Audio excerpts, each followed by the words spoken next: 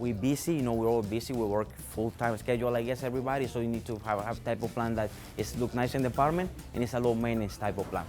Basically, like something you could water every 2 weeks or something. That they many kinds. So green plants are kind of very low maintenance, and they will require at least a water of 7 days period.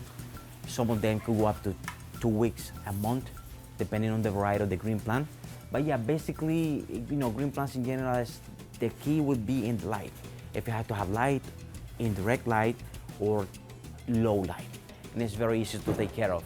Green plants like philodendrons, snake plants, and house lilies grow well in New York City apartments. But if you're not ready to test out your green thumb quite yet, Anthony says you do have alternatives. You could try to do herbs or plant vegetables in containers and grow it in your apartment, which is nice. If you have an outdoor area, it'll be great. But if you don't, then it's good to have like growing lights so the plants develop properly. And you could just start your small garden like that in small pots. You don't have to have like a larger amount of containers or beds to do that. Oregano or mint, it would be fantastic. And they're very easy to do, so you could try.